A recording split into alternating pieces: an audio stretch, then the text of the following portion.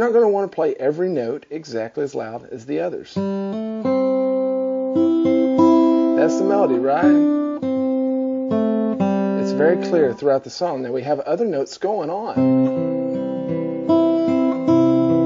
So what we've got to learn how to do, this is a little trick with our right hand, is to pick maybe 2 strings at once, but make our melody note be louder than our bass note. Can you do that? That's one thing that you need to sit around and practice, is playing the melody note, whatever note that is, very loud, and playing this one very soft. And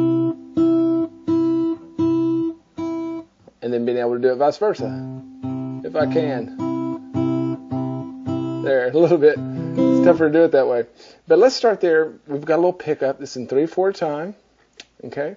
And I've got my right hand fingerings beneath each one of these notes. Now, those are not set in stone. Okay? So if you find that another particular right hand finger works best for you, then you can substitute that out. But essentially, number 1 stands for my index finger, 2 stands for my middle, and T, obviously, for my thumb. And I'm going to anchor with my pinky. I don't always do that when I finger pick, but I am this time, just like if I was playing the banjo. But we're going to be based out of the C position. The song is in the key of C. And another thing that I do want to touch on before we get into the actual meat of the song is that it's very important for us to concentrate on the sustain of the tones. Now, that's easy for me to do with this McPherson here, because this thing just rings and rings and rings and rings and rings. But we want to, especially these bass notes throughout all these measures, we want those to, except for when we have to move, we want them to stay ringing out. Okay, we want constant sound going on. It's going to present a very full sound. So I'm going to be in my C position, but I'm going to deviate right quick with my middle finger, and I'm going to play that G string and hammer up to the 2nd fret. Amazing. And that's our melody notes, that first beat, first downbeat, measure 2. At that same time, I'm going to play my bass note down here on the 3rd fret with my ring finger. Okay, then I'm going to do kind of a little forward roll, and I play both of those with my index finger. If it makes you more comfortable, you might want to do thumb, index, whichever one you want to do. Okay, but if you're first getting started in finger picking, it's okay if you just sit around and practice this, and then just do it over and over again.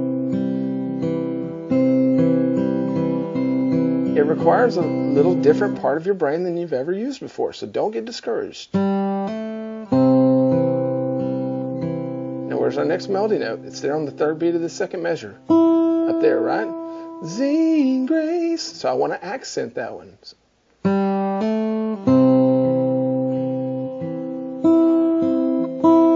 Okay, and there's my melody note. Start of measure 3. And once again, we've got this bass note ringing, but not quite as loud.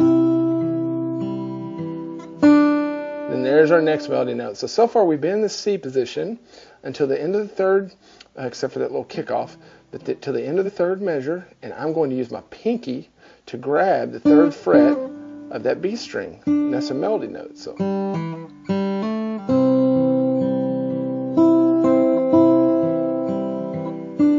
hear that?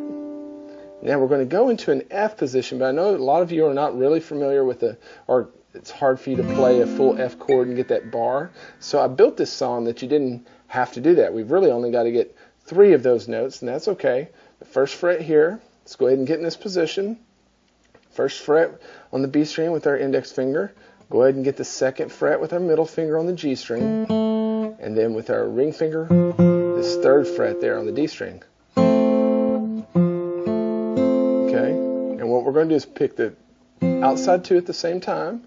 This is the melody note, so we make it a little louder. And then we're going with our index finger, do that same hammer on that we had at the very top of the song.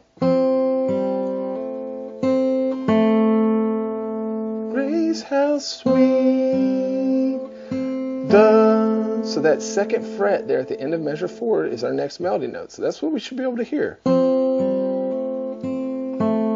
Hear how we accented that? Good. Into measure 5. Let's take a look at measure 5 and see what it looks like.